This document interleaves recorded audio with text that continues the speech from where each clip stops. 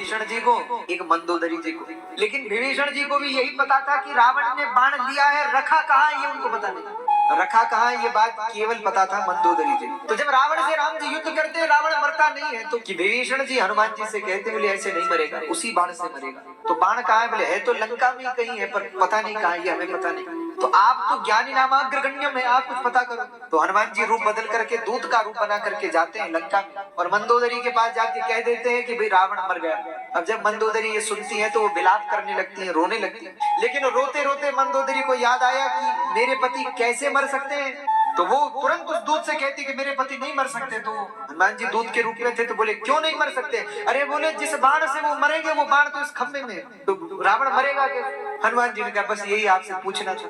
तो हनुमान जी उस बाण को लेकर के जाते हैं और फिर राम जी उस बाण के द्वारा रावण का अंत करते हैं। तो महाराज रघु का बड़ा नाम है। तो वापस आया तो मंत्रियों से पूछा कि रघु में इतना बल क्यों है? बोले इनकी पत्नी बड़ी पतिव्रता है, अगर उनके पतिव्रत को नष्ट कर दिया जाए तो जरा ये हल्के हो जाएंगे, इनको पराजित करना सरल हो जाएगा।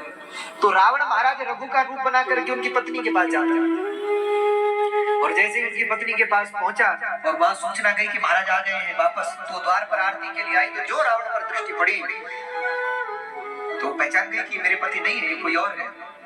तो तुरंत हाथ में जल लेकर कहा, मूर्ख बता तू कौन है, अन्यथा अभी तुझे श्राप से भस्म करूंगा। तब रावण भयभीत हुआ, हाथ जोड़ दिए कि मुझसे भूल हो गई, और रावण वहां से निकल चला। शाम को जब महाराज रघु पधारे तो उनकी धर्मपत्नी ने ये बात अपने पति को बताई कि आज आपका रूप बना करके लंका का राजा आया था। बोली महादेवी वो तो हमारे पास भी आया था, तो अब तो इस दुष्ट ने अपनी सीमा का अत्यंत अतिक्रमण कर दिया है, तो अब इसको मैं जीवित नहीं छोड़ूंगा।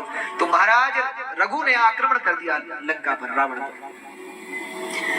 तो जब रावण पर आक्रमण कर दिया और रावण को मारने के लिए बाण चढ़ाया तो ब्रह्मा जी प्रकट हो गए, और ब्रह्मा जी ने महाराज रघु से कहा, बोले महाराज आप रावण को मत मारो, क्योंकि इसके लिए तो भगवान आने वाले हैं, आप इसे मार दोगे तो फिर राम जी किसको मारेंगे?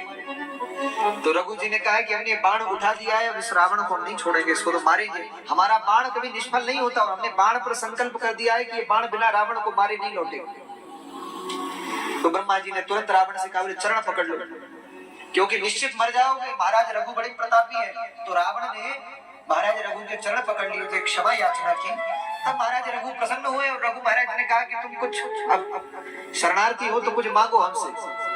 बोले महाराज यही चाहिए कि ये बाण आप मुझे दे दो, क्योंकि निश्चित हो गया किसी बाण से मैं मरूंगा, तो ये बाण मुझे दे दो, हम इसको संभाल कर रखेंगे। तो बाण ले लिया, महाराज रघु लौट गए। अच्छा ये बात केवल दो लोगों को पता थी, एक विभीषण जी को, एक मंदोदरी जी को। लेकिन विभीषण जी को भी यही पता था कि रावण ने बाण लिया है, रखा कहाँ ये उनको पता नहीं, रखा कहाँ ये बात केवल पता था मंदोदरी जी को। तो जब रावण से राम जी युद्ध करते, रावण मरता नहीं है, तो कथा आई है उसमें कि विभीषण जी हनुमान जी से कहते, बोले ऐसे नहीं मरेगा, उसी बाण से मरेगा। तो बाण कहाँ है? बोले है तो लंका में कहीं है, पर पता नहीं कहाँ, ये हमें पता नहीं। तो आप तो ज्ञानी नामाग्रगण्यम है, आप कुछ पता करो। तो हनुमान जी रूप बदल करके दूत का रूप बना करके जाते हैं लंका में, और मंदोदरी के पास जाके